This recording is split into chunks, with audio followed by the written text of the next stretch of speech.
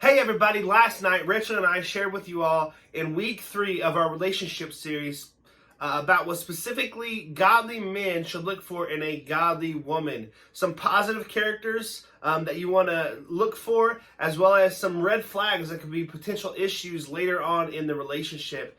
And so you need to have those conversations before you get too far along in the relationship, especially before you get engaged or end up getting married. And so we hope that this relationship series has been good for you. We hope you're getting something out of it. We would love to hear what God is doing in your own heart or something that stood out to you through this series. So share that with us down in the comments below. Hey, have a great week, and we love you guys. I am excited to be back with you guys tonight. I feel like we haven't been together in like over a month because we've had 2 cancellations in the last month. And so, yeah, it just feels like it's been a while. So, tonight we're going to continue on in our relationship series where we're talking about relationships. We're talking about specifically about dating and marriage relationships. And I doubt most of you remember, but if you do remember, that's fantastic. But 2 weeks ago, we talked about specifically 2 women, what to look for in a man, right? That's what we talked about. And some red flags or some character flaws that you need to watch out for. And then the week before, we just talked about relationships in general. We had 7 things out of the book of Ruth. Godly relationships are. And hopefully maybe you still have that handout that we gave for you to fill in. It's tucked away in your Bible or in your note journal or something somewhere. Maybe not. It's okay. You can go back to YouTube and you can watch it there. Because if you didn't know that, these messages are now on YouTube for if you miss a week or you want to rewatch it because you might have missed something or you want to share it with a friend that maybe you think that you need to hear that. We're doing this solely for you. It's not for me or Rachel or me to be a YouTube star. That's not going to happen. We're not that cool. But it's just a resource that we want you guys to be able to use as well as your parents be able to use. And so tonight we're going to keep talking about relationships. We're talking specifically tonight about 2 men and what they should look for in a woman. A woman. That's what we're talking about tonight. And so I'm going to let Rachel take it away with the first point.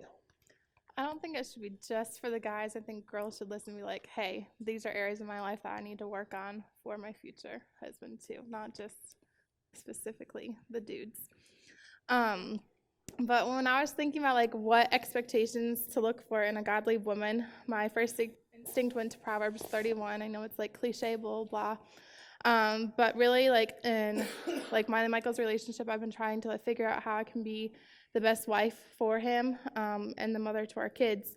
And I've been studying that personally on my own the past like couple months. And it's laid out literally black and white for us in some aspects, but other areas, like it's a gray area. Like what does that look like today in a woman and or a girl, lady, whatever you want to call them. And hopefully that you're being specific and being picky about who you want to marry one day. And she needs to be that 1 in a million that's way more precious than any jewel on earth. But she needs to be uplifting and supporting. Proverbs 31, 11 through 12 says, the heart of her husband trusts in her, and he will have no lack of gain. She does him good, not harm, all the days of her life. And back then, that specifically was talking about like geared towards men in leadership, especially because a man in leadership could not be in that position if his wife was bringing him down in any aspect. But a woman in the Bible who stuck out to me so much that was like there for her husband, literally no matter what, was Noah's wife. I'm going to butcher her name. It's Naamah. Noah was handed the craziest job in all the world. Like no one had ever seen water come from the sky. And God told him, like, you're going to build a big boat and on land, like nowhere near water, on land, and water's going to flood the earth. And we saw how Noah got made fun of, criticized, everyone made fun of him and all these things. And she never questioned him. Never in the Bible did it say that Naamah questioned Noah. She supported him. She had to have, because otherwise God wouldn't have given him that role. She supported him and was next to him every day that he was laughed at and mocked. And she had jobs on the ark too. She wasn't just there to be by his side. Like, she had to help take care of the animals. She had to help still be with her sons and their wives and feed them and take care of them as well so that they wouldn't die. And she needed to provide for all of that. And she had to be emotionally supportive and physically supportive for him. I think that's really cool. I think that's really cool how Naamah, even though Noah was considered a crazy man, she still supported him. And so, men, there's going to be a time in your life where something you feel like God's calling you to do is going to sound crazy to somebody else. And you need to know that that woman is going to be able to support you and back you up and not think you're just some crazy lunatic. I'm sure Rachel wants to think that about me many times because I come up with ideas all the time about stuff. So the next one is a red flag. The first red flag or character flaw that you should be aware of and notice is a girl a game player, right? A lot of times we talk about men being players, but let's be honest, there's a lot of girls that are players too. And you don't want a girl who's not going to be committed to a relationship. When I was growing up and dating, it seemed like the girls I was dating never were all there, or now granted we're dating, so they're not supposed to be all there, but there's a difference in talking to other guys and leaving some doors open for the opportunity if we were to break up, or maybe she broke up with me and I was trying to work things out with her and she's like, well, maybe I still like you, but she never said yes or no. So don't let your woman be a game player. The Bible says in Matthew 5:37, says for a person's yes to be yes and for their no to be no. And so you don't want a girl who's going to play games. You want a girl who is decisive and can decide, am I going to be in this relationship or am I not? Not in and out, 1 foot in, 1 foot out. You don't want that in your relationship. But what you want to find is someone who is willing to work and they're not lazy, but they're very motivated. Proverbs 31:13 says, she seeks wool and flax and works with willing hands. Verse 18 says, she perceives that her merchandise is profitable. Her lamp does not go out at night. And verse 27 says, she looks well to the ways of her household and does not eat the bread of idleness. She's in Proverbs 31, she's literally working 24/7 is what it makes it out to be. But Lydia in the Bible is a prime example of a woman who's not lazy. She was a woman who made purple dyes, which is actually really hard to make, even still to this day. If you're into makeup, whatever, girls, sorry, dudes. But if you watch YouTubers, they always say purple is the hardest color to make, and it still is. Back then, you had to have the right amount of dyes, and it was expensive to make. And it's hard to do it well and to be profitable at it. But she was so wealthy, and she was working all the time because God wouldn't put in the Bible that she did that if she wasn't good at her craft. That would not be mentioned. That would just be slid under the table, but it wanted to be known because it's in there. And it described her and gave her credibility of who she was to show that she was diligent and proved her name. And she could have done so many other easier jobs that were out there. Most women weren't expected to have their own solid business. They were expected to do little side things here and there, but never a solid business. But even though she was so successful, she also had a ministry. She opened her home up to people in need to share the gospel with. She had a house church pretty much inside where they prayed and they worshiped God through everything. And she just was constantly seeking ways to serve in that area. The next thing you want to be aware of, or what could be a potential red flag in a relationship, specifically in a woman, is emotionally unstable. I'm not talking about women not being emotional. They were created to show more emotions. They were created to be more emotional than most men. Now, some men can give some girls some runs for their money, but hey, You don't want a girl, though, who's going to be emotionally unstable. Not emotionless, but unstable. Scripture tells us that no temptation has overtaken you that is not common to man. God is faithful, and he will not let you be tempted beyond your ability. But with the temptation, he will also provide the way of escape that you may be able to endure it. It also says in Proverbs 16, whoever is slow to anger is better than the mighty, and he who rules his spirit than he who takes a city. And so the Bible talks about controlling your emotions, controlling how you react to situations. Don't be in a relationship with a woman who is emotionally like a roller coaster and completely unstable. Now, there's times in those instances, this isn't like they're no good, write them off, you're done. No, girls are going to be emotional. They're going to have some ups and downs. But you don't want one who's just going to fly off the handle and freak out about something that's super small or that, doesn't really matter much. Or you could also take the opportunity to try to figure out why she's upset and help her process that. But you don't want a girl who is like really emotionally unstable. Men, you know exactly who I'm talking about. There's women coming to your mind that are just all over the place. Don't date that person. Common sense. And if it's your mother, you're the one making her crazy. Are you done? Okay. Next, you want to find a woman who is productive. She's planned and organized and uses wise judgment, and that she's making sure her family's taken care of. In Proverbs 31:15-17, it says, she rises while it is yet night and provides food for her household and portions for her maidens. She considers a field and buys it. With the fruit of her hands she plants a vineyard. She dressed herself with strength and makes her arms strong. Verse 21. She is not afraid of snow for her household, for all her household is clothed in scarlet. Verse 24. She makes linen garments and sells them. She delivers sashes to the merchant. And then verse 26. She pens her mouth with wisdom, and the teaching of kindness is on her tongue. This is like a very ironic woman who comes to my mind when I was thinking about this, because there's a lot of controversy in her actions because she went against her husband.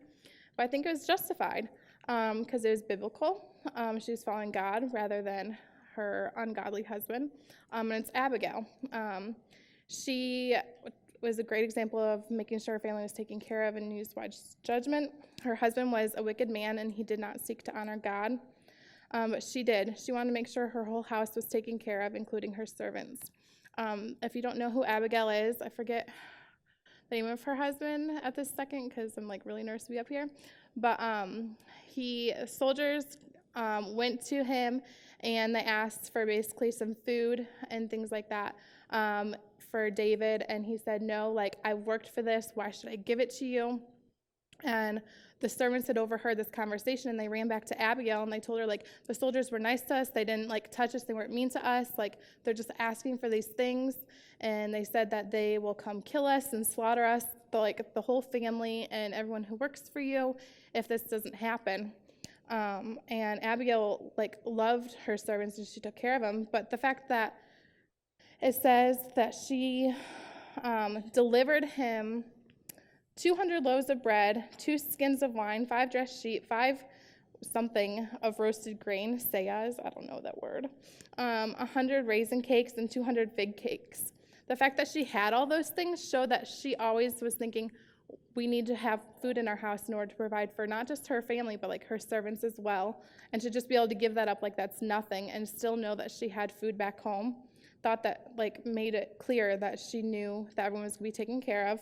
She did make it clear not to tell her husband that they were doing these things because she didn't want her servants to then get killed for delivering it. But her words, wise judgment, was when she went to David. She went to him and she thought prior to what she was going to say, and she quickly bowed and showed honor. She didn't just instantly start talking, rambling about things, like, please don't kill my family, blah, blah, blah, all these things. She showed grace and honor to him and bowed and spoke highly of him. She praised him in her conversation with him. I probably should have put in what she said, but anyways, you can look it up. And she acknowledged that David was doing good and showed that everything that she was giving to him was a gift rather than a, like, hey, don't kill me, but rather like, we thank you for not hurting us in the first place. And she planned her words, but she acted quickly. She did everything as fast as she could in order to protect her family. And then her family was saved then from bloodshed from the 400 men that David was going to send to attack them. The third red flag or character flaw that you want to watch for is surface attractiveness.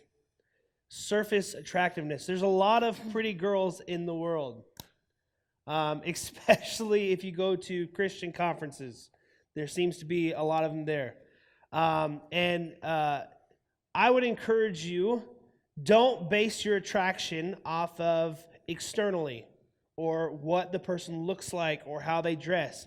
It's funny because it seems like between the ages of like 14, maybe even earlier now, and like 26, it's kind of like the girl always has to look nice, always has to be dressed nice, is super sensitive about, maybe weight or how she looks or whatever it is. And she wants to be nice looking. And the reason is that because she wants to attract a guy, right? Like she wants to look good to attract a guy. And we guys fall for that. And we can get in a relationship with someone that's physically attractive, but in their heart, it's not attractive. And they're not attractive on the inside. And I think as a man, because a man is more visual, it's very easy to fall into that temptation to say, oh, they're pretty, they're like, your trophy girlfriend, and you glance over the fact that maybe there's some underlying issues there that you've noticed that you're no longer looking at because you're distracted by her beauty. Actually, 1 Peter says that a girl's beauty should not come from outward adornment, such as elaborate hairstyles and the wearing of gold jewelry or fine clothes. Rather, it should be of her inner self, the unfading beauty of a gentle and quiet spirit, which is of great worth in God's sight. And Proverbs 31:30 says, charm is deceptive and beauty is fleeting, but a woman who fears the Lord is to be praised. And so you want to make sure you're looking at the inward attractiveness, not just the external or surface attractiveness of who you're looking at to date. And what you need to be looking for is someone who is helps the needy and is giving of her time. In Proverbs 31:20, it says, she opens her hand to the poor and reaches out her hands to the needy. The woman in the Bible who came to my mind was Dorcas. She gave to the needy all the time. She gave them literally everything, and her life was consumed with it. And she truly made an impact because when she died, like, people ran after someone to come bring her back to life. And the people that asked to bring her back to life were the people that she was giving to. Like, if she didn't do it all the time, if she just randomly donated something once in there, like, she would have stayed dead. She would have never came back to life. People wouldn't have cared about her in that area. But the fact that her heart was so giving, they wanted to make sure that she came back to life. Like, they couldn't live without her because she was so sacrificial. And so she ended up being raised from the dead. And yeah. The fourth character flaw or red flag that you want to watch out for is character perception. And this kind of connects with the last one that I talked about like, how is this person perceived? How is this girl perceived by her friends? What do her friends say about her? What does her parents say about her? What does your friends say about her? Because a lot of times we can be, and I was even thinking about this earlier in a church setting, but a lot of times we can be so close to the situation that we don't have a good perception of what's really happening. And so it's very important that you have some people around you that can speak into you and say, hey, like, have you noticed this? And are you okay with that? Or if her parents talk about how disrespectful she is or how she does this or does that, and it doesn't mesh with you, then you probably shouldn't be dating this girl. And so I want to encourage you, make sure that how she's perceived speaks not only of her, but if you eventually get married, it speaks of yourself. How your wife is perceived speaks as to how you are as a husband or a father or a spouse. And so it's important that this girl that you're dating or looking at dating is perceived well, that people speak highly of her, and that they have good things to say about that individual. Yeah, I'm just going to say more on that. But like for both male or female, if one of your friends or family members comes to you, like don't shut it down, because like you are blind to this situation and they are seeing outside things. And if you are going to be that person that goes to them and tells them, then you just make sure you're doing it in love. I mean, like don't be like, I hate your girlfriend, man. She treats you like crap. She does this and this. Do you know she's talking to this guy, this guy, this guy, this guy? But like say, hey, have you noticed? Just make sure you're being very kind and loving rather than your relationship needs to end, unless it's been going on for like years and you're at that point, then you can. But you need to find someone who has kind and positive character. Proverbs 31:23 says, her husband is known in the gates when he sits among the elders in the land.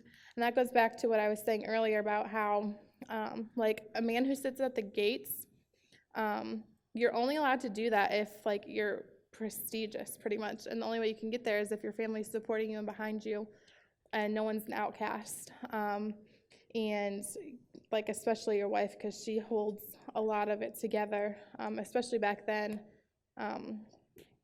But we talked about Ruth our first night, and she fits a lot of these characteristics, but I think this one especially because she took care of her mother-in-law when she wasn't required to. Like literally by law and tradition, she should have gone back to her homeland, because she wasn't even like, that's not her family, that's not her culture. She married into a totally different culture. And when she went to go work, she wasn't pushing, she wasn't disrespecting, like, you need to give me more because we're related technically. She just kept minding her own business and really didn't want to deal with being, what's the word I'm looking for, out front, I guess. And everyone around her, even though they didn't really know her well, but they could just tell by her presence and how kind she was, and everyone just spoke highly of her.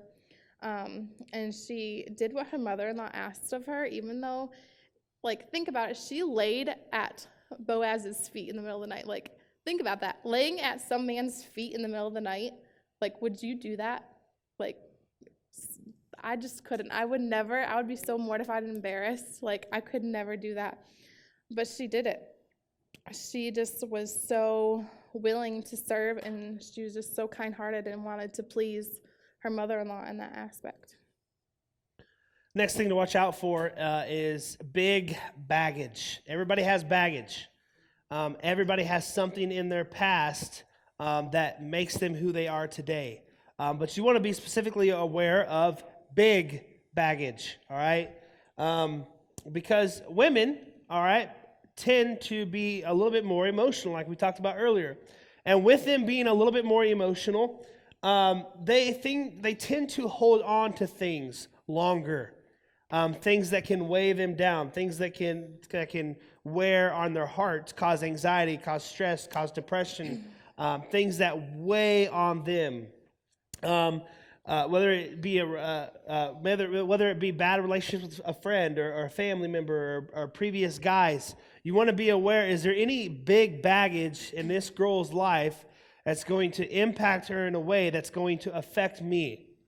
Not that I'm saying you can't date this person. Like I said, these are just red flags, things that you need to watch out for, things that you need to have conversations about before you commit to marriage. These are conversations that you have in a dating relationship or before a dating relationship, so that you can learn these things. Hopefully you'll learn most of this as you're getting to know each other. But Philippians 3 says, brothers and sisters, I do not consider myself yet to have taken hold of it. But one thing I do, Paul says, one thing I do, I forget what is behind and I strain toward what is ahead. You want a woman who's going to let go of the past and not hold on to it. You want a woman who's going to look into the future with you, dream, come together and say, this is where we want to go. Who cares where we have been, right? I mean, there's some stuff you can learn from back there, but we're not holding on to it. We're not dragging it with us. We're leaving it in the past, and we're moving forward. And you want to look for a girl that's willing to be able to do that. And the last and most important point of what to look for is a woman who fears the Lord, and she's not fearful of the future, but rather has a positive outlook. Proverbs 31:25 says, "Strength and dignity are her clothing, and she laughs at the time to come." And then Proverbs 31:30 says, "Charm is deceitful and beauty is vain, but a woman who fears the Lord is to be praised." And this is different aspect, but it's Mary, the mother of Jesus. She, to me, is a woman in the Bible who's a prime example of fearing the Lord. She never questioned the fact that she was carrying the Son of God. She asked, like, how would that happen? But she didn't question, like, why me? She took it as an honor, and she said, like, your will be done. And she didn't fear what others would say. She didn't, like, try and hide it. She just knew it was going to happen. And she said, yep, I'll just do what you ask of me. And then in her Mary song in the Bible, she literally rejoiced everything that God did. She knew exactly who she was carrying, and she knew all the things that God had already done in the Bible, and like which was her real life, but also the things to come. She took it as such honor, and she was like, your will be done in all of this. Even though she knew that she would be criticized for it, she never like said, no, don't give me this task. And she knew how much that he needed to come and save the earth and even herself.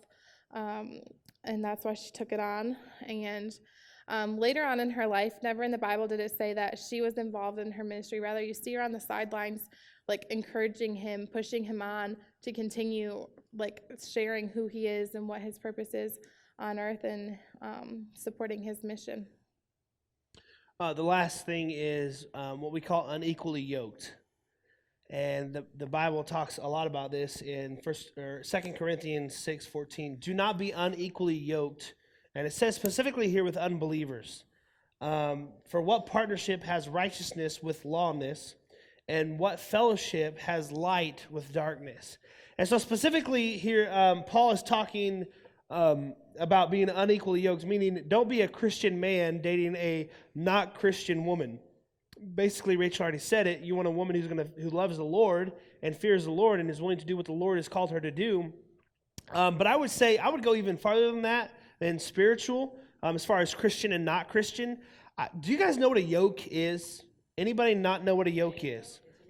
So a yoke is what they would use in Bible times, and some places still use it today. But it was a big wooden cross member that had two holes in it that they would place over the heads and on the shoulders of two cows, horses, whatever, and it would allow this couple, this team, to be able to pull large things, whether it be a tiller, whether it be stones, whatever they're a wagon, whatever they're pulling.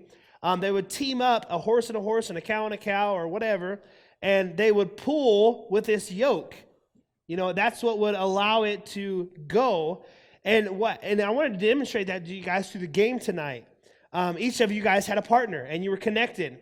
And if you didn't choose your partner well, you were slowed down, or you were pulled along and dragged faster, or whatever end you were on. You know, that was the point of the game tonight, is I wanted you guys to understand what it looked like to be unequally yoked.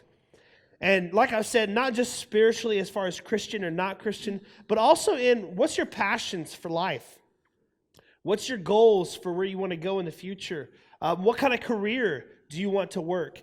Do you want your wife to be a stay-at-home mom, or do you want her to work? All these different things about beyond being a Christian, you know, you need to talk about during your pre-dating or dating relationship before you get married, so that you know these things. Because the worst thing to do is to make a commitment to somebody in front of God and in front of people, and a year, 2 years, 5 years, 10 years, whatever, later you find out you guys are trying to go in opposite directions. And that's going to cause a lot of heartache and a lot of turmoil. and it's going to make being in that relationship very tough. And so you want to know in advance, like, where are we going in the future? Where are we going? Talk about it. Say, I don't want to be with somebody who's not going to want to go the direction that I want to go. Not selfishly, but as a team. Rachel and I have the same direction in mind. Now, sometimes we defer on the way to get there, but we have the same direction in mind. We know where we're going. We know that our lives is to pour into you guys and to love the Lord and to raise our family. That's our mission. That's what we're doing.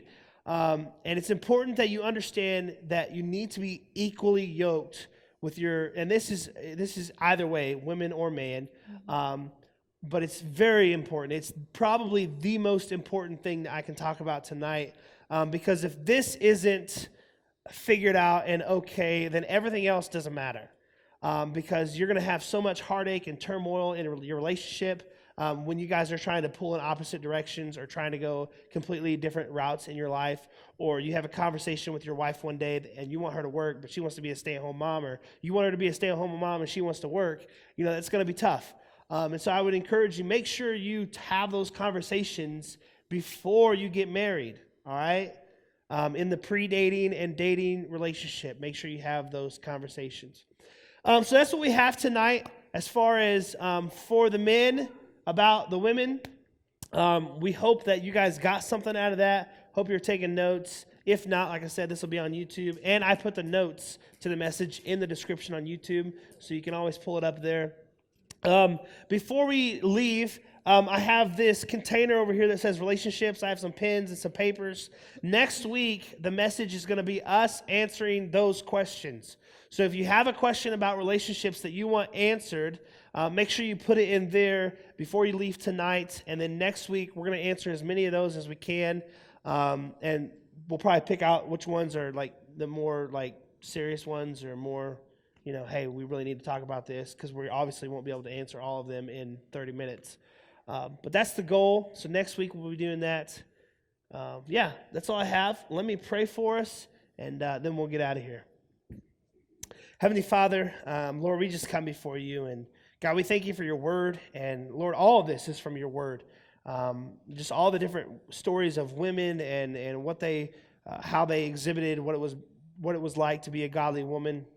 And Lord, I pray that as men, the men in here would look for that, and God, that they would admire that in a person, and that would lead them to a dating relationship and eventually marriage. And God, I pray for the spouse of everybody in here, Lord, that doesn't have one yet. God, I pray that you would be working in their heart, that you would bring them together in your divine appointment. Lord, that you would be molding both of them in this season, as they're growing and becoming the person that they're going to be for the rest of their life.